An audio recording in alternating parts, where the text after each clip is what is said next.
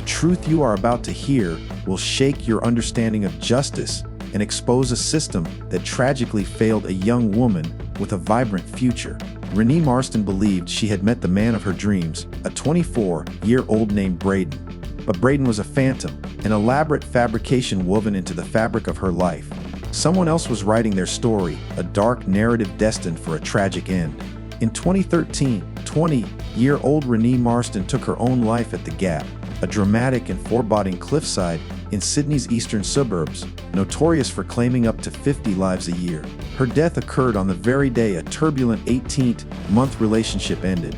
For her parents, Teresa and Mark, the loss was an unbearable shock. But in the agonizing weeks and months that followed, they would uncover a monstrous deception that had ensnared Renee and their entire family. August 5, 2013, remains forever seared into Teresa and Mark's minds. Renee had left for work that Monday morning as usual, typically returning by 3 p.m. Teresa was at the kitchen bench when Renee walked in. Immediately, she sensed something was profoundly wrong. Renee was deflated, upset, though not crying. She walked past, and Teresa asked if everything was all right. "I'm fine, Mum," Renee replied, heading upstairs to her room. Moments later, Teresa received a text message. It was from Braden. Braden Spiteri was Renee's boyfriend of 18 months, currently serving time for manslaughter in Goulburn Jail. His message, sent from behind bars, read, "Sort your daughter out. She's threatened to kill herself. A mother's worst nightmare." Teresa rushed upstairs, finding Renee on her bed. She showed her the text. "Should I be concerned?" Teresa asked. "That's just stupid, Mum," Renee replied. "I finally found out what he's all about. You don't have to worry about him anymore, Mum. It's over." Braden had been incarcerated for most of their relationship. They had never met in person, communicating solely online. Yet, he had taken Renee on an emotional roller coaster. Braden's blunt breakup message seemed to signal the end, but her parents were unaware of the chilling fact Braden would exchange a further 91 text messages with Renee that day. Later, Teresa went back to check on Renee. Her daughter was changing, reapplying makeup, pinning up her hair. Teresa asked why she didn't leave her beautiful hair down. "No, hey Mum, I'm just going out to dinner with friends from work," Renee said. "It's all good." Renee, who was never out late, promised she wouldn't be long. Teresa had no idea her daughter was driving towards the Gap.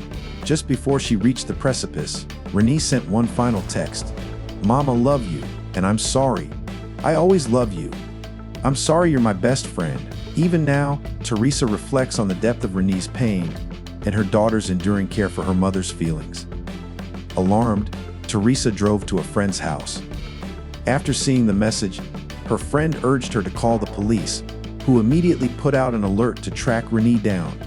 Police soon discovered Renee had sent two other texts that day, one to Braden, who had just dumped her, and another to her best friend of 5 years, Camilla Zayden. Teresa called Camilla, asking if she'd heard from Renee.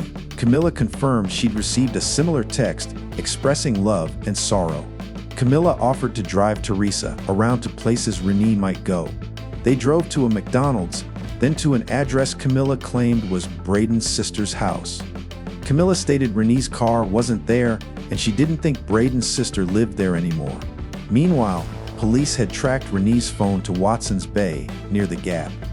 Around 9 p.m., officers arrived at the Marstons' home. The news was grim. They couldn't find Renee, but they had located and impounded her car. Teresa was distraught, fearing Renee would return to find her vehicle gone. Police did not disclose what they found inside. Later, Mark and Teresa drove to the Gap themselves, desperately calling Renee's name in the darkness. They searched for hours, then returned in the morning. Mark found her shoes. He picked them up, overwhelmed by grief, until an officer gently took them and removed him from the scene. The police eventually told them to go home and prepare a funeral. Renee's body was never recovered. She was swept out to sea.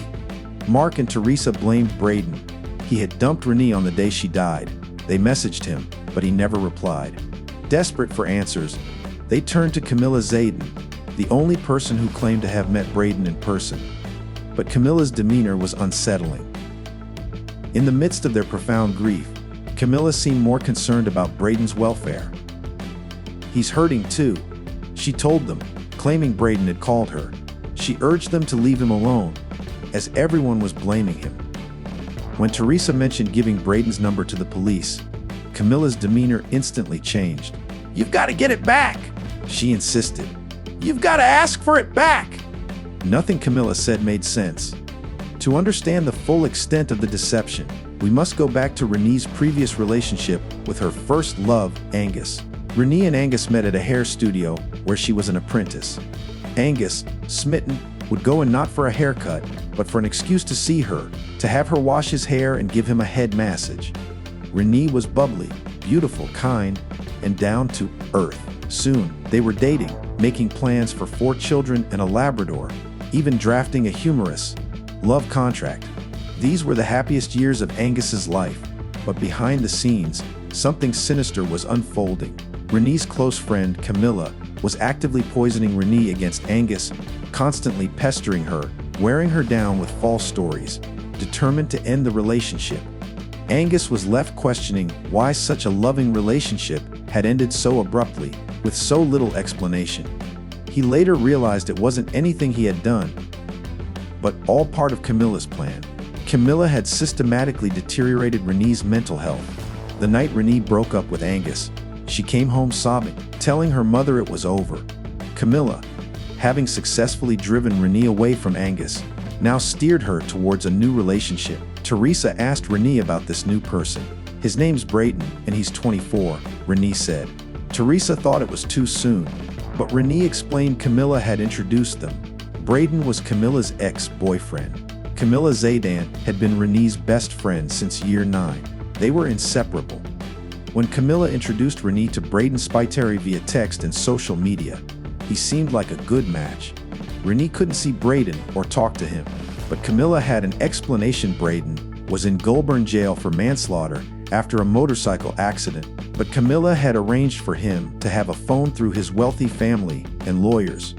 He could only text, not make voice calls, and couldn't have visitors in exchange for a reduced sentence.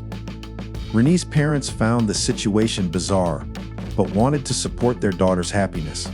Braden seemed to make her happy, telling her everything she wanted to hear, knowing her dreams of marriage and children. Camilla told Renee she couldn't visit Braden in jail because he'd given up visiting rights for a reduced sentence. Braden supposedly had illegal access to a mobile phone but couldn't make voice calls, so contact was via text and Facebook. Their dialogue became intense, consuming Renee's life. At one point, Teresa sent a Facebook message to Renee and responded. That's when Teresa discovered Braden had Renee's passwords. Teresa told him she wanted to speak to her daughter, not him. Renee messaged back, "Mom, that's Braden. Please don't speak to him like that." Braden was coming between Renee and her mother. Braden also hated that Teresa kept in touch with Angus. When Teresa liked a comment on Angus's Facebook profile, Braden sent her a nasty message. "How dare you like your daughter's ex-boyfriend's message? What sort of a mother are you?"